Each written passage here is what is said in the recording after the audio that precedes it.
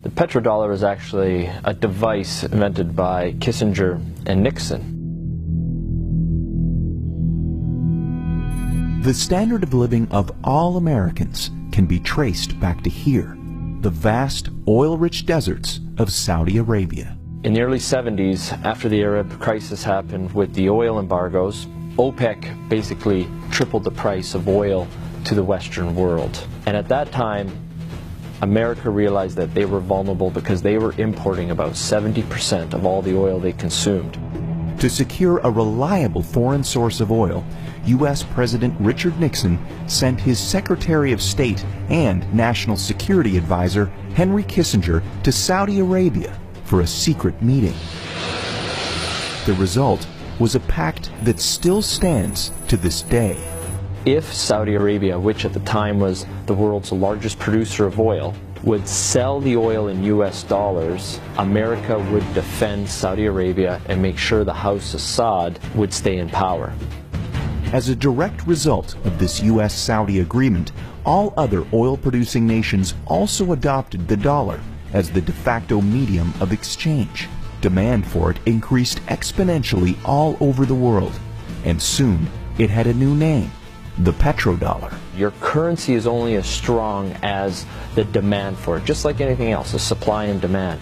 Why the petrodollar is important, it causes a demand for the US dollar. A lot of Americans don't realize that over 70% of all the $100 bills in the world are actually outside of the US. There's more $100 bills in Russia than there are in America.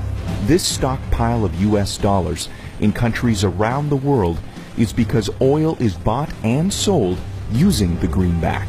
If oil starts trading in non-petrodollars, such as gold or a basket of currencies, or if China and Russia start trading in yuan and ruble rather than US dollars, that demand isn't there. And the way of life for the average American will be done. It will be worse than the Great Depression. To date, anyone who's potentially threatened the status of the petrodollar hasn't fared well. Libyan strongman Muammar Gaddafi publicly pushed for a Pan-African gold-backed currency that he would trade for Libya's oil. He was killed during a US-backed revolution in 2011. And just a few short years before, Iraqi dictator Saddam Hussein advocated selling oil for euros.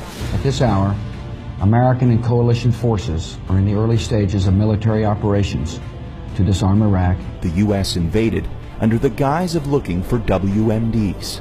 Iraq did not have any weapons of mass destruction, and interestingly enough, after the Americans invaded, took over, put in their own government, the whole concept of selling oil in euros never surfaced again.